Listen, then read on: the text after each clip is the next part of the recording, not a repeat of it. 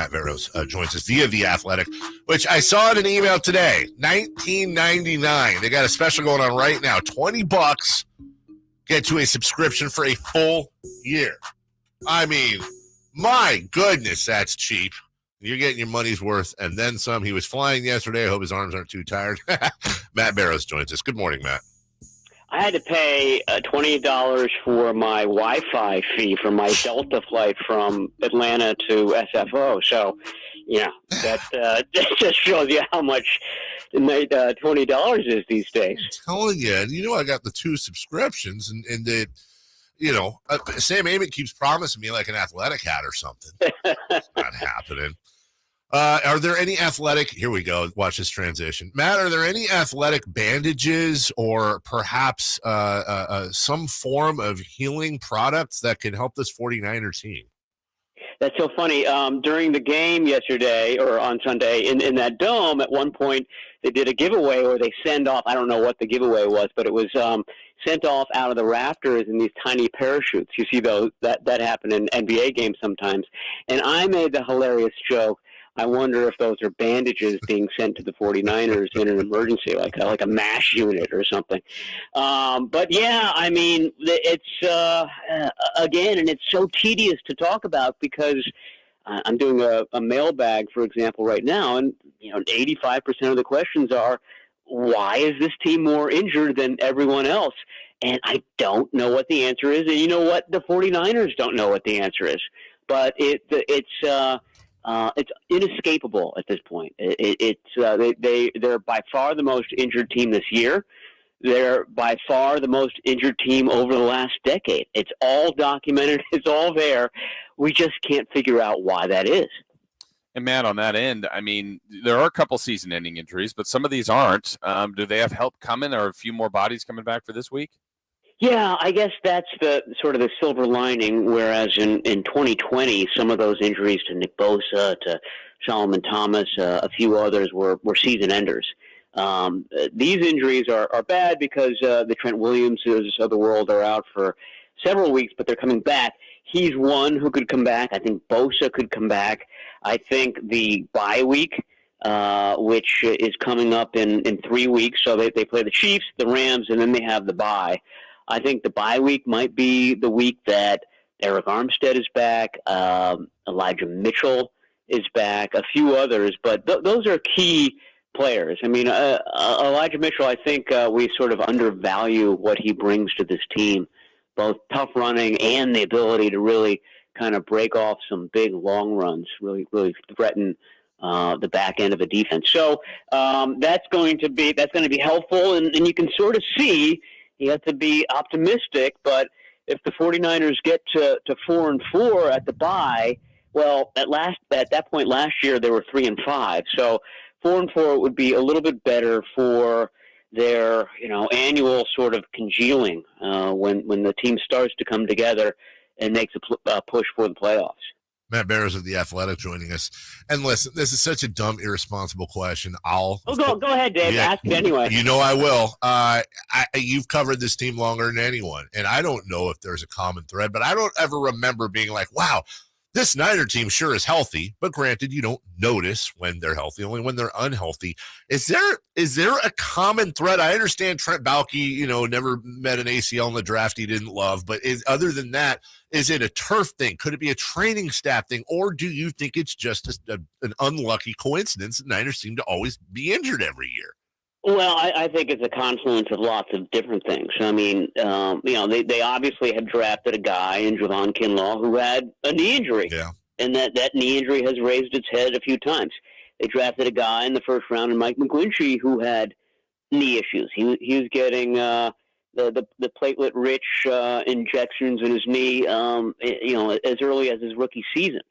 He's got a calf injury now because somebody fell into the back of his leg, though. I mean, that happened with Trent Williams. So some of these are absolute random injuries. The question I'm fielding today is, yeah, turf is, causes more injuries than natural grass does. 49ers have trouble on turf, but why is it that the Rams can win a Super Bowl? They play on turf. Why is it that the Eagles are undefeated? They play on turf. So, maybe a possibility is that when you were practicing and playing your home games on really the 49ers have the best field situation in the NFL. Maybe it's like, too plush. Like for me, for example, I fly first class all the time. And when I have to go back to coach, I feel it because I'm used to a comfy travel situation. I'm joking, of course. I don't ever fly first class. But my point is that you get a little bit accustomed to something nice, and so that when you do play on the turf, perhaps you react more strongly than to a team that plays on it more regularly. That's a very we're reaching at that point for hypotheses, but that's been tossed out as a possibility. The bottom line is we don't know, and I think the answer is it's a lot of different things converging on one end, which is that these guys are beat up and injured all the time. I'm disappointed, Matt. You're not first class. I already have the visual of the drink in hand, maybe the sleeping mask. Yeah. I just had you all, I had that all pictured for you. Yeah, where I say under my breath as the rest of you guys board the planes. Exactly. I can't believe this riffraff coming down the aisle here. Yeah. It's not usually our bathroom. Matt, as far as this last weekend goes, how do you explain? I mean, because we've talked about this before on the show that, the Niners' DNA, Kyle's DNA is that he wants to run the ball. And Jeff Wilson Jr. had run the ball pretty well the last couple of weeks, but this last week in the running game just never got going. What's the best explanation in your mind for that? That they spotted the Falcons 14 points. I mean, that Jeff Wilson fumble and the return for a touchdown was huge. I think they ran the ball something like 8 times, and that happened early in the game after that play because they were in catch-up mode the rest of the way. That's how the Falcons play defense, too. That's how every team plays defense against the 49ers now, which is to stack the box and force them to pass their way down the field. But the 49ers just weren't able to kind of lean on it like they used to. The Falcons basically did to the 49ers what the 49ers usually do to other teams, which is they got that lead, and then they just hammered away. And there weren't any huge runs. I mean, Mariota had a couple of big ones, but the running backs were getting 2, 3, 4 yards a carry. But when you're up 14-0 and then 28-14, that's enough. That's what wins you a game. And so the 49ers just couldn't, they couldn't apply that logic to the Falcons in this game. Matt Barrows with us. So here we go. I mean, you kind of did a State of the Union here a little bit earlier, but does it just seem like, well, okay, let me step back. I am so worried about this Chiefs game like everybody. But if we're sitting here next Tuesday or next Monday, you, me, and Jason, and we're talking about the Niners beat the Chiefs, as is right now, how is that going to happen? Help me out with how the Niners could beat the Chiefs. They beat the Chiefs like the Falcons beat the 49ers, which is just, punch them in the gut and play that kind of physical style. The style that they use to beat the Rams every regular season, really, and they can do that. I mean, that's the way that they play. Trent Williams comes back. I think that's a big confidence boost for this team. He's their veteran. He's a team captain. He's probably the best guy on the field when he's out there. He also allows George Kittle to get out into the pass play more often.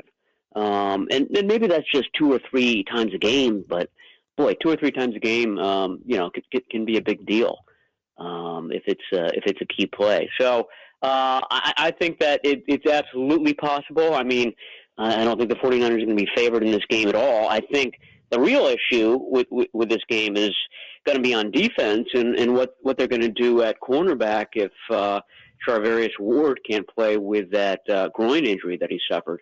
I think the 49ers are very weak at cornerback, and they're going against a very strong quarterback in Patrick Mahomes, obviously. Matt Barrows of The Athletic, you heard him. He's working on a mailbag right now. If it's news about the Niners, no one's going to have it first. Nobody's going to have it more in depth than Matt, who's been covering this team since I think Y.A. Tittle was under center. And that's true. Yeah, absolutely. Wonderful. We used to fly prop planes to games and stuff like that. First class, though. Yes. First class. Oh, yeah, for sure. Thanks, Matt. We'll talk to you next week. Welcome back. All right. Thanks, guys. All right.